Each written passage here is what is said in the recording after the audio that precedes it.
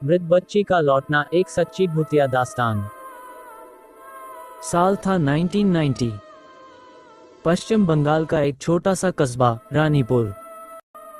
दिन के उजाले में ये जगह आम लगती थी, लेकिन रात के अंधेरे में यहाँ एक अजीब सी खामोशी पसरा करती थी।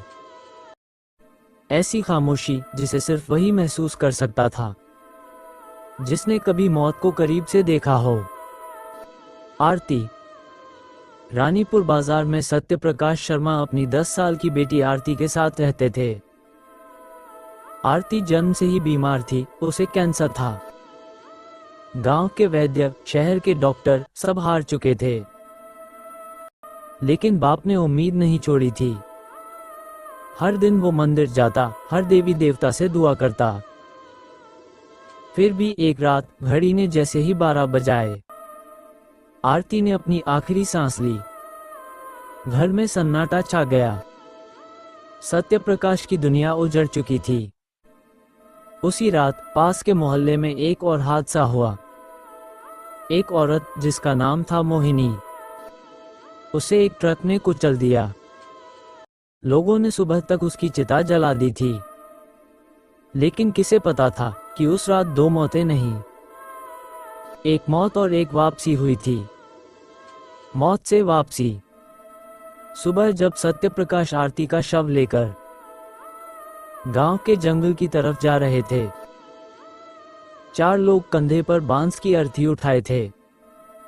चारों ओर शांति थी, बस पत्तों की सरसराहट।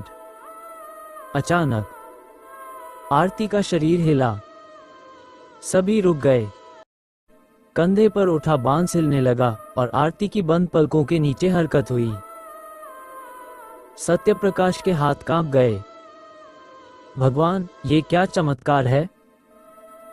आरती ने अचानक आंखें खोली। उसने एक गहरी सांस ली और बैठ गई। गांव वाले हैरान थे। मरी हुई लड़की जिंदा हो गई।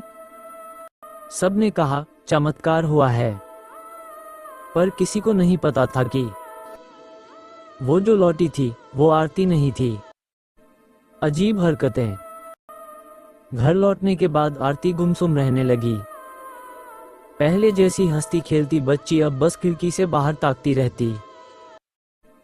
रात में अक्सर उसके कमरे से किसी के चलने की आवाज आती, कभी किसी के रोने की, कभी उसके खिलौने अपने आप गिर जाते।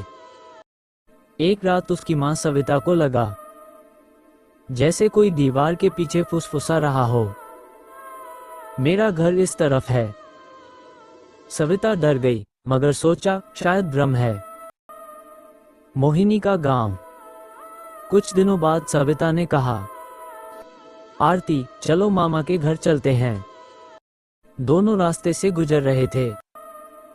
जैसे ही उन्होंने उस मोड़ को पार किया जहां मोहिनी की मौत हुई थी, आरती अचानक रुक गई और बोली, माँ, मेरा गांव इस तरफ है।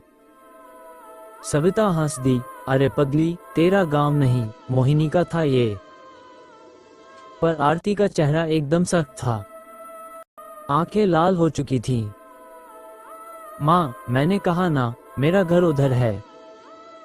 सविता घबरा गई। फिर किसी तरह उसको लेकर मामा के घर पहुंच गई। अतीत का साया।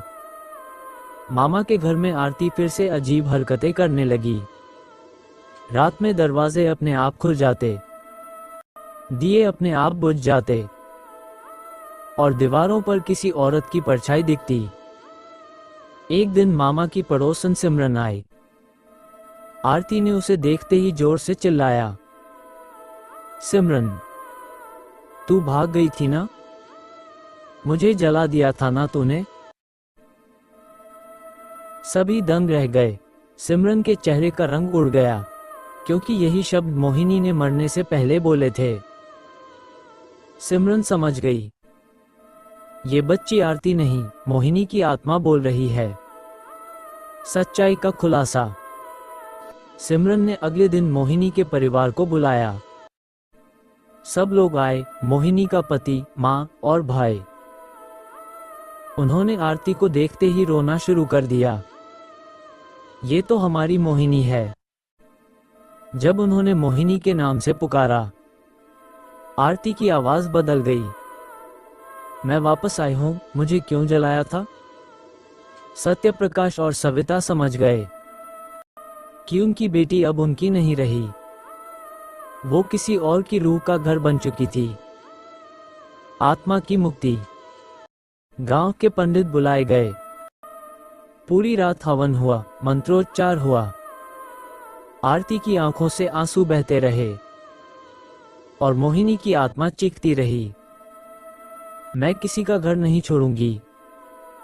धीरे धीरे मंत्रों की आवाज बढ़ी, दिए की लौ तेज हुई और आरती जमीन पर गिर पड़ी।